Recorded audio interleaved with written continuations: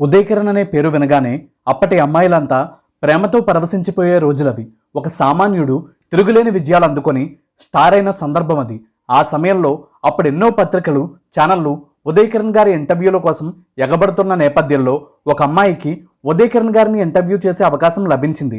2001లో వచ్చిన మనసంతా నువ్వే సినిమా తర్వాత ఉదయకిరణ్ గారి ఇంటికి వచ్చి ఆ ఇంటర్వ్యూ తీసుకున్నది జర్నలిస్ట్ నివేదిత గారు.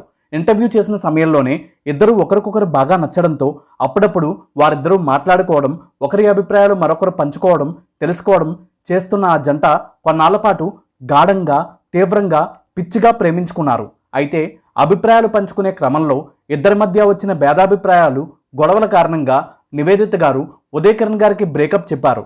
స్టార్ హీరోలను కూడా మర్చిపోయి అనేక సార్లు నివేదిత గారి ఇంటికి వెళ్ళి బతిమాలి వాళ్ళ పేరెంట్స్ని కూడా పెళ్లి కొప్పించడానికి ట్రై చేశాడు ఉదయ్. కానీ వాళ్ళు అస్సలు ఒప్పుకోలేదు.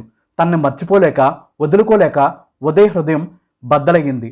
ఉదయకిరణ్ గారి వ్యక్తిగత జీవితంలో ఆయనకు మొట్టమొదటి ప్రేమగాయం అయ్యింది అప్పుడే. దాని నుంచి బయటికి రావడానికి ఉదయకిరణ్ గారికి చాలా సమయం పట్టింది.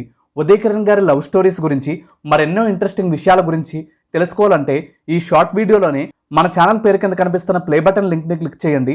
మన ఛానల్ని సబ్స్క్రైబ్ చేయడం, మన సోషల్ మీడియా అకౌంట్లు ఫాలో అవ్వడం అస్సలు మర్చిపోకండి.